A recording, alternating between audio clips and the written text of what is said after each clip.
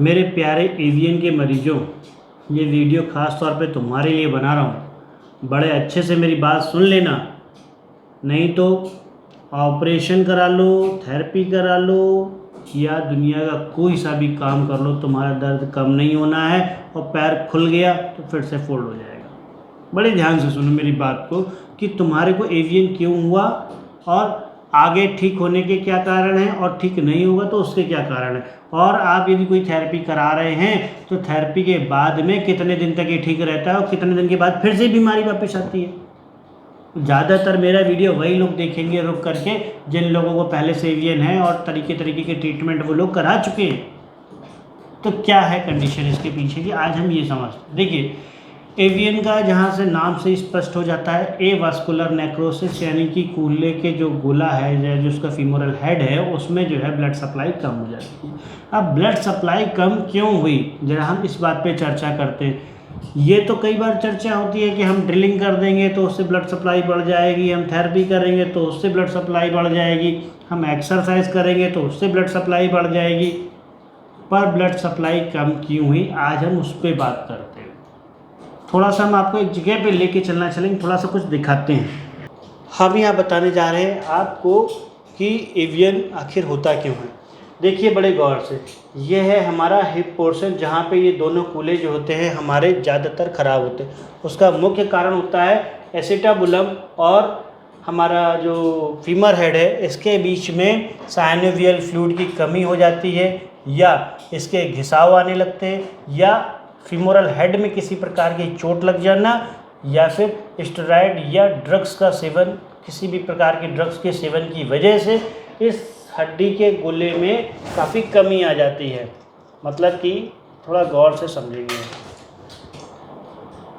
ये जो फीमर का गोला है, इसको जब हम बहुत ज़्यादा स्टेरॉयड देते हैं या बहुत ज़्यादा जो है जब हम ड्रग्स का यूज़ करते हैं, ख़ास तौर पे जो स्किन की जो दवाइयाँ होती हैं उसमें कहीं ना कहीं उन मरीजों पे आज की डेट में स्टेरॉयड बहुत ज़्यादा प्रयोग किया जाता है। या थोड़ा जो लोकल लेवल से डॉक्टर हैं, यानी कि जो छोटे डॉक्टर्स होते हैं, वो लोग क्या करते हैं, दवाइयों के साथ में स्टेरॉयड मिला के देते हैं, जिससे उनके स्किन के मरीज ठीक होते हैं। या सर्दी जुकाम खांसी बुखार के मरीजों को भी आजकल स्टेरॉयड से तुरंत ठीक कर दिया जाता है। एवं जिम में जाने वाले ज़्यादातर लोग बॉडी बनाने के चक्कर में ले लेते हैं स्टेरॉयड। ये स्टेरॉयड लेने से क्या होता है, ये जो ऊपर की सरफेस होती है थोड़ी फ्लपी हो जाती है। फ्लपी होने की वजह से स्किन के सरफेस के फ्लपी होने की वजह से काफ़ी कमज़ोर हो जाती है और रुकावट क्रिया होती है, उसमें घर्षण पैदा करने लगती है। जब वो घर्षण की दिक्कत ज़्यादा आती है तो ऊपर की स्किन छिल जाती है और जो इसके ऊपर की सरफेस होती है वो छिल जाती है, और यहाँ पे आर्थराइटिस की शुरुआत होती है। किसकी शुरुआत होती है, हिप बोन के जो हेड है उसके आर्थराइटिस की शुरुआत। इस आर्थराइटिस के बाद में इसमें जो ब्लड सप्लाई आ रही है वो कहाँ से आ रही है, ब्लड सप्लाई की रुकावट का कारण जो है वो एक बड़ा कारण होता है सूजन। ब्लड सप्लाई का जो सबसे बड़ा कारण है वो है इन्फ्लामेशन। इसके अंदर हेड के अंदर जो गूदा भरा होता है उसमें इन्फ्लामेशन हो जाता है। उसमें इन्फ्लामेशन के आने के कई कारण हैं। जो हमारा ये जॉइंट है इसको बोलते हैं सैक्रोइलियक जॉइंट। सैक्रोइलियक जॉइंट में जब जो है सूजन या इन्फ्लामेशन आ जाता है, इसके भी कई कारण हैं।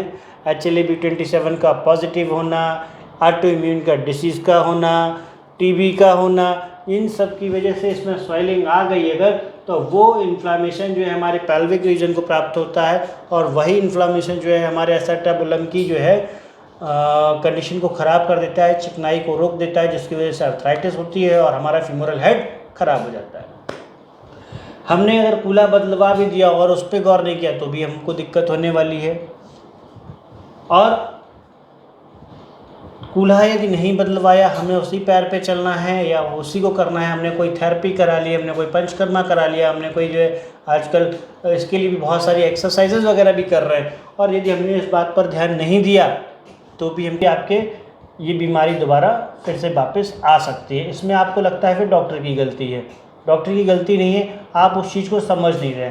आप अपने डॉक्टर से पूछिए इसको मेंटेन कैसे करना है। किन किन चीज़ों का सेवन नहीं करना है उस पर ध्यान दीजिए। देखिए, जो हमारा जॉइंट है, इस जॉइंट के बीच में हमारे को कफ पे बड़ा ध्यान देना है। इस कंडीशन में हमको जो है सबसे ज़्यादा कफ का ध्यान रखना है। मतलब ऐसे पेशेंट को जो है अंदरूनी रूखापन ना हो, है ना। मॉइस्चराइजेशन बना रहना चाहिए, दो जोड़ों के बीच में मॉइस्चराइजेशन बना रहना चाहिए, इस बात का विशेष ध्यान देना है। अगर वो बना रहेगा तो पेशेंट आगे चलता रहेगा, उसके जो चलने की जो चाल है वो छोटी नहीं होगी।